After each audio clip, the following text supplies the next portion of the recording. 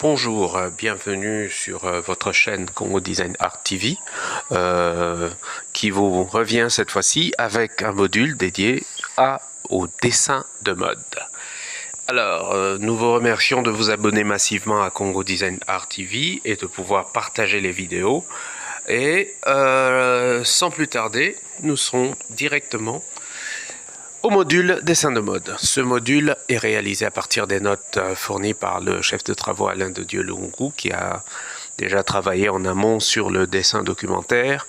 Et comme le dessin de mode est aussi une forme de dessin documentaire, le contenu est assez le même. À part les quelques ajouts que nous allons faire, la structure est fournie par ça. Alors, à travers ce module, le dessin de mode, ou entre parenthèses de dessin documentaire, permettra de mettre en lumière les a priori de l'art du dessin, de préciser les éléments constitutifs du vêtement, ainsi que les supports qui accompagnent et épiloguer sur le caractère volatile de la mode.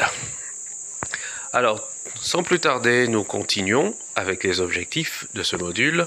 Le premier des objectifs, c'est de savoir dessiner par observation ou par imagination un vêtement et des accessoires qui accompagnent le vêtement. Deuxième, savoir exploiter les clés de la créativité dans la création vestimentaire. Troisième, savoir développer un style qui lui est propre à travers le dessin de mode. Et quatrième, savoir développer les compétences artistiques liées au dessin de mode.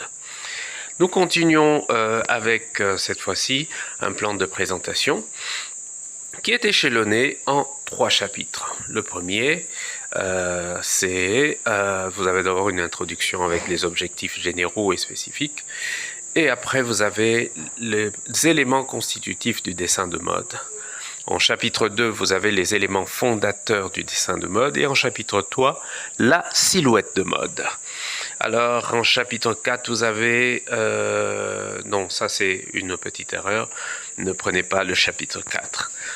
Alors, nous continuons avec le chapitre 1, éléments constitutifs du dessin de mode. D'abord, ce chapitre se propose d'énoncer de manière succincte les différents éléments de compréhension du concept dessin.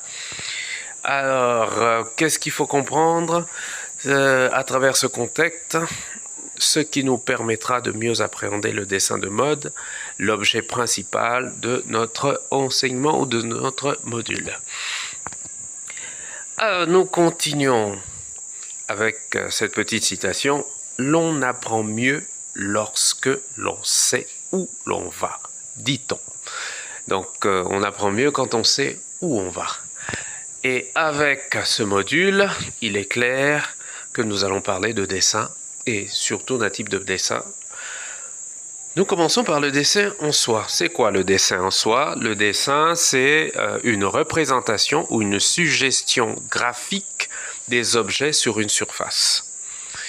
Nous avons encore une autre définition, c'est une technique qui vise à travers l'infinie variété du trait, de la hachure et du frottis, soit à maîtriser les formes du monde visible, soit à faire exister des figures imaginaires. Alors nous continuons avec ce module, toujours au chapitre 1. Le dessin évoque les lignes pour dégager les formes, c'est la représentation linéaire ou peinte d'un signe, d'une forme ou d'une surface. Et nous continuons. Nous avons le dessin, et dans le cadre de ce module, considéré comme une composition graphique. Donc des éléments qui associent la ligne et le trait pour représenter ce que nous considérons comme une composition, tout en représentant des formes. Vous excuserez la répétition des textes. C'est une composition graphique représentant des formes sur une surface, amovible ou non, par pression d'un outil matériel ou pouvant laisser des traces visibles. Excusez la répétition parce qu'il y a une répétition sur une composition graphique 2 fois. Et voici un exemple de dessin. Voilà, nous entrerons dans les détails plus tard. Ici, c'est un dessin exécuté avec une technique bien précise qui est le dessin en tube à l'aquarelle, avec des palettes aquarelles. Ici, nous avons un autre exemple de dessin qui nous concerne très vivement, le dessin de mode.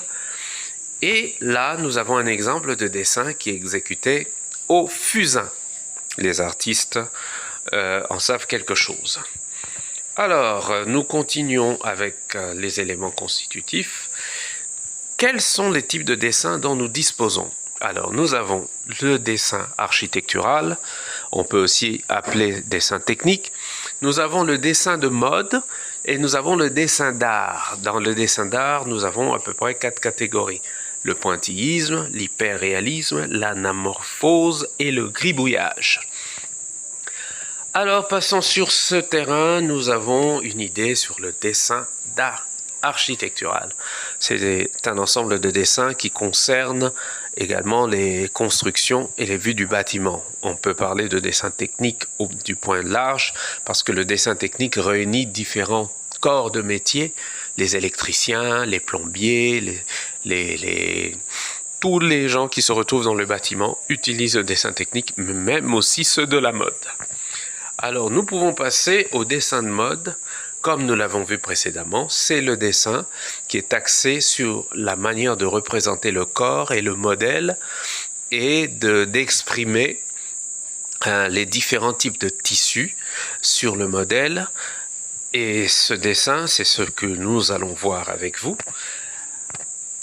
Et ici, on parle du dessin d'art avec, à votre côté, un dessin qui est hyper réaliste. C'est un type de dessin qui cherche à reproduire le détail des éléments qui sont vécus. Et à côté, nous avons le pointillisme. Le pointillisme qui est une technique de dessin qui permet de combiner des points de couleur. Alors, comme vous le voyez, ce dessin est fait d'immenses points de couleur. Après, nous avons l'anamorphose. C'est un dessin produit à l'aide de miroirs et des lentilles cylindriques. Alors, le type de dessin que nous avons ici, c'est un dessin qui est déformé. C'est une image déformée. Et la reproduction de cette image déformée s'appelle anamorphose.